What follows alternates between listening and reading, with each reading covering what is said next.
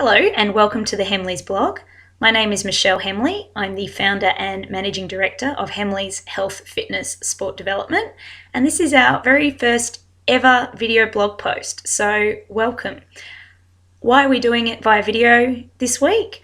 One is we just wanted to try something different, have a bit of a giggle, or you can giggle at me anyway. And two, I was hoping video blogs as opposed to written blogs might help me achieve a few goals I set for myself at the start of the year, if I can be self-indulgent for a second. So one goal I set myself in regards to developing Hemleys as a business was to put myself outside of my comfort zone. I am definitely doing that right now. It feels very, very strange to lock myself in my office and sit here and talk to my computer. However, it's taking me out of my comfort zone. Goal achieved. Another goal I had this year was to be more time efficient. And to be completely honest, I have not found writing blog posts to be particularly time efficient. They are quite time consuming, which has probably affected my third goal, or another goal I had, which was to post a blog post weekly. Now, due to them being more time consuming than I anticipated, you probably would have noticed that hasn't actually happened. And well, it kind of has happened because the amount of weeks we've had in the year is the amount of blog posts I've posted. However, often there would be a gap of a week, and then the next week I'd post 2 or 3 to try and make up for it. So the consistency I was intending of 1 per week hasn't happened. So I'm interested to see if video blogging is more time efficient than writing, and therefore I can actually meet my aim of posting once per week. So we'll see how we go and appreciate any feedback you may have. But we'll get started for now on our first video blog post. And what I wanted to talk about today was planning ahead to give yourself the best possible opportunity to meet your sporting goal. Because I have literally worked with hundreds of athletes of all different ages and many different sports over the years, and I often find planning is the thing people skip. So they'll enter their event or competition and set these grand goals of what they want to achieve. And the goals are always different. Some people want to win, some people want to go faster than before, some people want to finish a distance or an event for the first time, and that's the challenge. The goals are always different. However, planning out from entering to getting there, and does their lifestyle complement the training they want to do? Are they giving themselves adequate time to lead in and give themselves the best possible preparation? Are they getting assisted help for their preparation? Often these planning steps are lacking. So what I wanted to talk about on the blog post today was I've actually created a 5-step checklist. And I know this is a video blog, but I will do a quick summary below and list these 5 checkpoints that you can go through. So no matter what sporting goal you've set yourself, I'm hoping you can look at this list and go, cool, have I done that? Have I done this? Have I done this? And this can help you plan. And as we know, lots of different things can happen on race day and you've got to roll with the punches. But if you're serious about achieving a goal you've set yourself, you've got to plan to give yourself the best possible opportunity to do so. So here we go. Step number 1 is to define actually what your goal is. So by this, I mean, is your goal to achieve a new distance? So you might be a social runner and you're thinking, I'd really love to do a half marathon. I'd really love to see if I could just run that far. So that's your goal, to be able to complete a new distance. It's a new challenge. It's an extension of what you've done before. Another person might have a time-based goal. So I'm like this at the moment. I haven't competed in much for a few years, but currently I've started training again. It's no secret to people who know me well, and planning on competing by the end of the year. And I have some time goals I've set for myself for half Ironman triathlons and marathons. They're completely personal to me. So I'm trying to hit the time goals rather than qualify for anything or win or anything like that. Other people might be trying to, like we just mentioned, qualify for something. So they might be trying to qualify for an Australian age group team in triathlon. So, if that's the case, they've got to pick events that are actually qualifying races. There's no point them traveling to do a race which isn't going to go towards any qualifying points. So defining what your goal is really important. And that's step number 1. Do you want a new challenge? Do you want to try a different sport? Do you want to go faster? Do you want to qualify for something? You've got to be really clear in what your goal is and write it down. Number 2, once you've defined what your goal is, you need to brainstorm events that will help you meet that goal. So to give you a perfect example, I spoke about I've set time goals for myself for a marathon this year. I have run 3 hours and 1 minute for a marathon 3 times, and my goal is to go under 3 hours. So I'm not going to pick courses like the Great Ocean Road Marathon that was a few weeks ago that are extremely hilly, exposed to the elements, etc. I'm going to pick courses built for speed to give myself the best possible opportunity of reaching my time goal. As I said, you roll with the punches on race day and anything can happen, but it's about picking an event that fits what I want to do. Same for qualifying. If you've defined your goal is to qualify for the Hawaii Ironman, you would be looking at events which can qualify you for that. You would also be looking at events that might suit your individual strengths. So that might be you race really well in a humid environment, so you'll pick events like Cairns and the Hawaii Half Ironman, etc., which are humid and they might suit your build and what you're used to and where you live.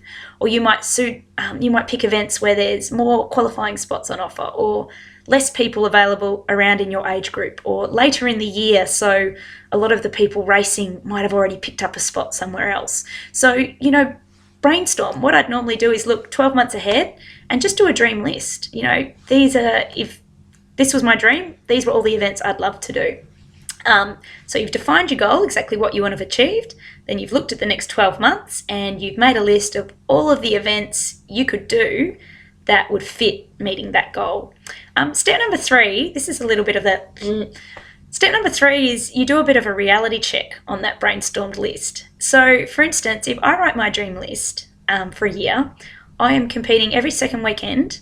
I need a travelling budget of about $100,000, and I'm not actually giving my body, for time goals, which I'm looking at the moment, I'm not giving my body the best opportunity to meet those goals as far as time aside for a focused training block or recovery from other events and competitions, etc. So, do a bit of reality check on the events you've picked. So you might want to, we spoke about to start with somebody I'm working with at the moment, they're looking to do their first half marathon. They're only recently new to running in the last few years, and at the moment she's looking around going, I want to stay in Victoria. What are some half marathons I could do? I'd love to travel and make a weekend of it away with the family. So she's just made this list of all of these marathons and gone, which ones do you think I should do? I said, well, just have a look. Which ones suit your schedule? So reality check. Which ones are if you want to take your family away, which ones suit their schedule and they don't have their own sports or are busy with work or study, etc. Do a financial check. Can you actually afford to get there and where you want to be? So reality check doesn't have to be a down in the dumps. It's just sort of, okay, if these are my goals, what will fit?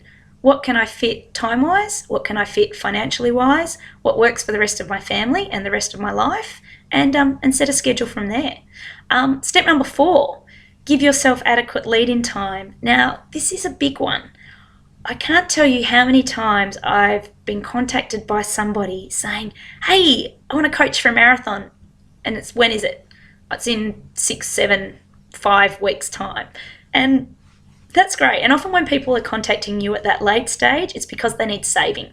So they're injured or they're frustrated because they're not improving or they've hit crunch time and they're like, oh, I've set these goals. I don't know what to do to get there. So often in that short time, I can implement changes that do help, that do have a positive effect.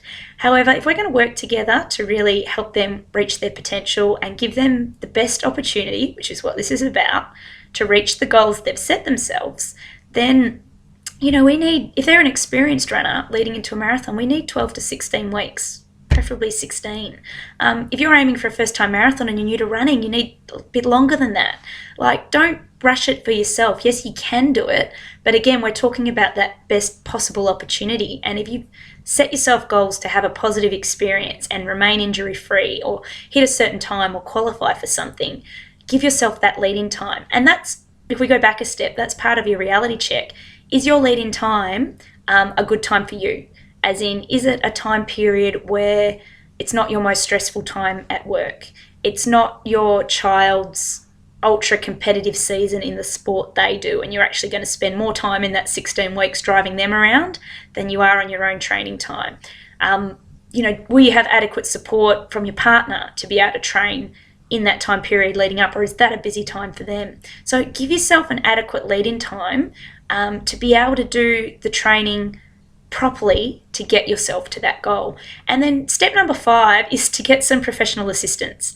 So often when I have people contacting me last minute, like I just referred to, with only 6 weeks to go or so to their goal event, often it's because they've tried to go it alone. So they've tried to follow a program in a magazine, or they've just created their own training program, or they've just tried to train with not really any structure at all. And then they've reached crunch time and they're frustrated, injured, etc. And that's when they come to you. You're giving yourself a much better opportunity to achieve your goals if you do that from the start.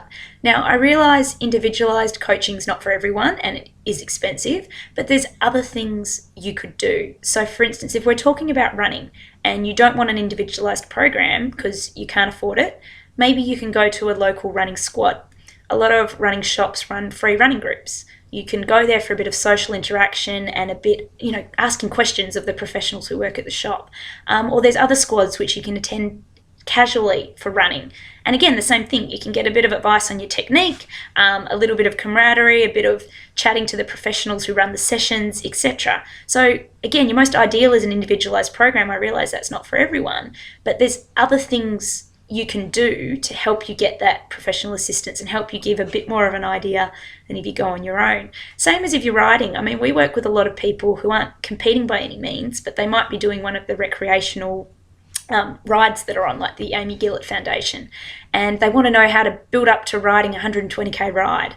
At the start of the 16 weeks, if you don't want to coach, maybe just do something as simple as getting a professional bike fit so that you're not going to injure yourself from being in a bad position, and make it a lot more comfortable for your 120k journey as well. So just to summarise the steps that we've gone through, when you've set yourself a sporting goal, to give yourself the best possible opportunity to meet that goal, here's the steps you should follow. First, define what your goal actually is. Do you want to try a new event, a new sport, meet a time, qualify for something? What specifically is your goal?